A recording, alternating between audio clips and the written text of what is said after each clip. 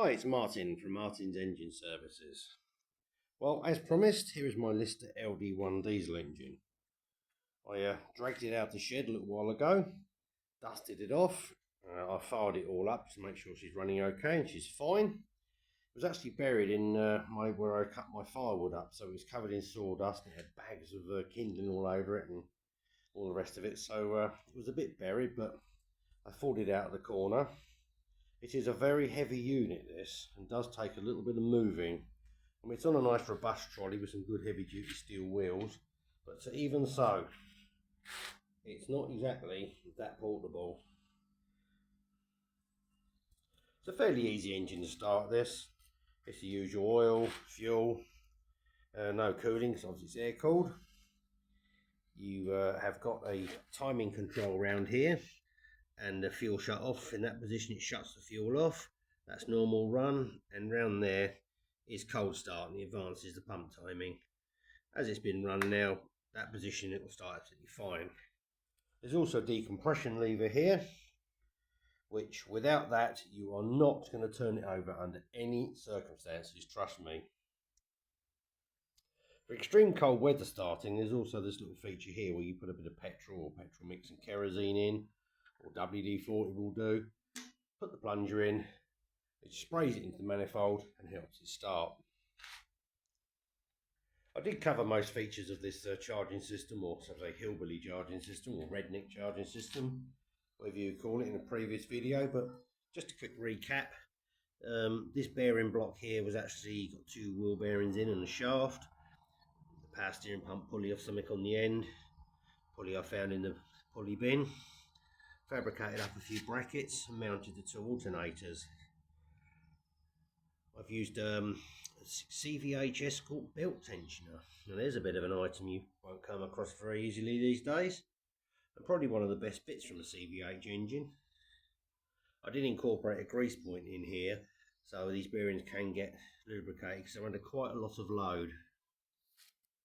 The engine is actually rubber mounted to try and help vibration, and I have incorporated a belt tensioner here just to be able to take a little bit of slack up, keep it tight against the rubbers.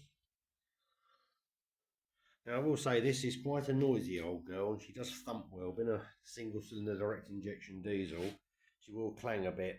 It's a proper old fashioned old school diesel engine. It's very nice. This one does actually incorporate a speed control, whereas it will idle about 650, 700 and will do 1800 RPM flat out. And that's when she makes an impressive amount of noise. Anyhow, I'll set you aside for the moment when I start it up. You're probably going to get some hideous views of me. Please ignore that or look away during that point, and hopefully we won't get infringe any rights under the what is it called? Obscene Publications Act. Right, here we go.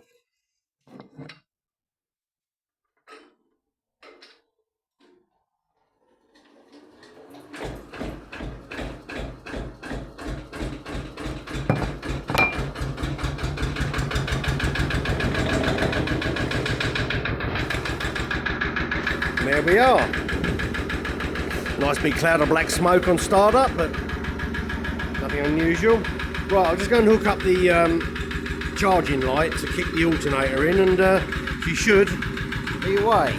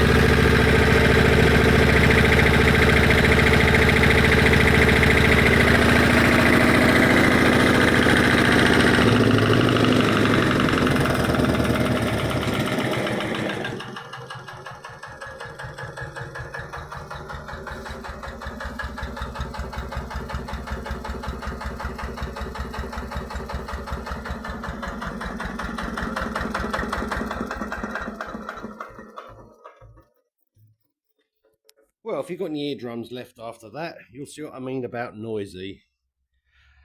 And these were quite a popular engine in generators. They did a 2, 3 and 4 cylinder version, so you can imagine the most impressive amount of noise they must make. You can see once she's charging under load, it'll happily charge at full rate at idle. I did gear the alternators up slightly, so they are spinning at a good RPM, but it works very efficiently. Probably not the quietest battery charger in the world, and definitely not the most portable, but that was a bit of fun. And it has, on occasion, come in quite handy. We did have a long power cut here a few years ago, and I charged a couple of batteries up off it and charged my phone off it and bits and pieces. So you never know. It's a handy old thing. Been on stationary engines most of today actually. I've been tinkering with the G1. I've moved it out of the way now, and you see there's a bit of space in the workshop. And I did a bit of work on the PU8 this morning. Did tidying up some wiring and bits and bobs that's over in its little home. And then I spent the rest of the day, attacking the PETA A1, which refused to run properly for the video I made earlier in the week.